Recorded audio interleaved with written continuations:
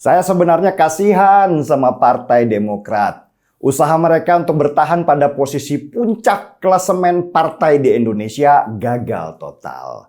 Bahkan mereka terancam ditendang dari klasemen ketika dalam pemilu tahun 2019 lalu, hampir saja Partai Demokrat tidak memenuhi ambang batas parlemen. Demokrat dulu pernah berjaya di tahun 2009 dengan perolehan lebih dari 20% suara. Tetapi di 2019 atau 10 tahun kemudian suaranya anjlok hanya dapat 7%-an. Kenapa suara Demokrat bisa anjlok begitu? Pertama ya, karena korupsi gila-gilaan. Pada masa pemerintahan SBY, begitu banyak kader Demokrat yang ditangkap KPK karena mereka korupsi besar-besaran yang mengakibatkan kerugian negara triliunan rupiah. Korupsinya kasar banget, bagi-bagi uang proyek. Padahal di kampanye mereka teriakan katakan tidak pada korupsi. Terus-menerus mereka iklankan. Dan sejak itu suara Demokrat hancur lebur. Orang sudah meludah kalau dengar nama Demokrat karena jijik melihat perilaku mereka yang antara bicara sama kelakuan jauh berbeda. Faktor kedua, kenapa suara Demokrat anjlok adalah karena tidak ada sosok di dalam partai mereka. Dulu banyak orang memilih Partai Demokrat karena ada sosok SBY. Meskipun pada akhirnya kita tahu ya lama-lama kalau SBY itu orangnya mellow. Tetapi dulu tahun 2009 orang memilih Partai Demokrat karena ada sosok SBY yang digambarkan sebagai seorang pria flamboyan, ganteng, seorang jenderal, dan wajah baru di dunia perpolitikan di Indonesia. Di saat wajah-wajah lama dan tua dan yang itu lagi jadi calon presiden, wajah SBY cukup segar dilihat. Segar doang, meski ternyata isinya sama aja dengan yang lama. Tapi dari sini kita tahu kalau ternyata sosok itu penting sekali buat sebuah partai untuk menaikkan popularitasnya. PDI Perjuangan naik namanya karena ada wajah Jokowi di sana. Jadi hati-hati ya PDI Perjuangan kalau salah memilih sosok dalam Pilpres 2024 nanti nasibnya bisa sama seperti Partai Demokrat yang popularitas partainya terus melorot dan kader-kadernya akhirnya nyebrang kemana-mana. Sesudah SBY selesai, maka selesai juga Partai Demokrat. Orang kembali mencari wajah baru di dunia politik yang lebih segar, lebih muda, dan lebih punya style. Nama Demokrat tenggelam pelan-pelan seperti kapal Titanic yang terbentur gunung es. Dan Demokrat berusaha keras untuk menaikkan popularitasnya kembali dengan menaikkan nama AHY ke permukaan. Tapi sayangnya nama AHY nggak ngangkat seperti nama bapaknya dulu. Itu mungkin karena story tentang AHY yang jelek. Seperti film horor yang nggak ngerti ceritanya, tiba-tiba ada pocong keluar sehingga filmnya jadi nggak menakutkan. Cerita AHY waktu dia dipaksa bapaknya keluar dari tentara, terus dipaksakan jadi calon gubernur, membuat skenario yang mereka persiapkan ditolak masyarakat mentah-mentah. Dari cerita yang jelek itu, Demokrat tanpa sadar malah membongkar dalamannya sendiri bahwa mereka adalah orang-orang yang penuh ambisi dan intrik.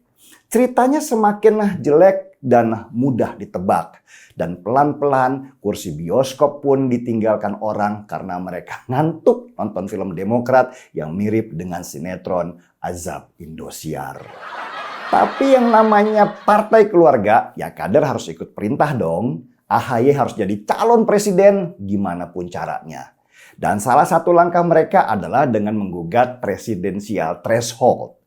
Presidensial threshold atau ambang batas calon presiden adalah sebuah aturan yang sudah ditetapkan kalau seseorang bisa menjadi calon presiden jika dia dicalonkan oleh partai politik atau gabungan partai politik.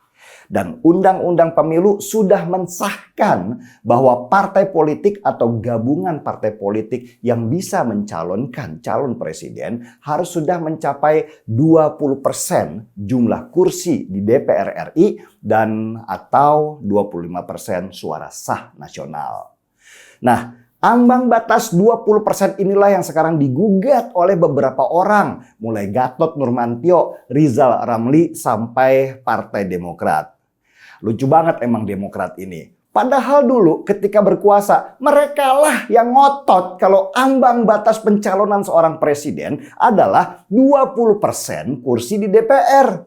Sekarang mereka juga yang menggugat supaya 20% itu dihilangkan jadi 0%. Yang artinya semua partai berhak mencalonkan seorang presiden. Semua partai termasuk Demokrat yang cuma punya 7% suara doang dan hanya punya AHY sebagai calon presiden. Bayangkan kita sekarang punya 9 partai yang lolos ke Senayan. Jadi kita akan punya 9 calon presiden. Dengan ambang batas 20% ini saja, kebayang sibuknya KPU dan besarnya biaya untuk Pilpres dengan adanya maksimal 3 calon presiden. Apalagi kalau 9 orang. Tapi Demokrat nggak peduli. Mereka dengan teganya mengkhianati mulut mereka sendiri yang dulu ngotot supaya ambang batas 20% sekarang harus jadi 0%. Yang penting AHY jadi calon presiden. Ambang batas atau presidensial threshold ini sudah final di Mahkamah Konstitusi dan sering digugat tapi juga selalu ditolak.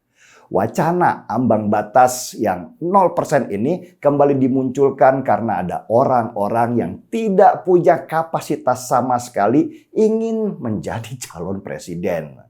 Contohlah Rizal Ramli yang cuma modal kepret-kepret doang, tapi sekalinya dikasih jabatan bukannya kerja malah konferensi pers mulu nyari nama. Tapi apapun akan dilakukan oleh Demokrat supaya AHY nyapres. Karena kalau AHY nggak bisa nyapres, suara Demokrat yang sudah tinggal 7% bisa jadi hilang dari peredaran karena ambang batas untuk partai supaya tetap diakui harus maksimal 4%. Demokrat juga lagi panik. Mereka bisa seperti merek Nokia yang dulu berjaya tapi tidak mau berubah mengikuti perkembangan zaman dan sekarang tenggelam sampai ke dasar. Saran saya, AHY mending ikut pilgub dulu aja. Lawannya Anies Baswedan, jadi seimbang. Kalian kan sama-sama ahli pencitraan dan biarkan kami menontonnya dengan sukacita. Kalau jadi gubernur silahkan, tapi jadi calon presiden, tar dululah. Memimpin negara itu berat, kalian gak akan kuat. Biar Ganjar Pranowo saja. Seruput kopi dulu kawan. Dengan kopi seruput, cita rasa original kopi Indonesia. Mari seruput.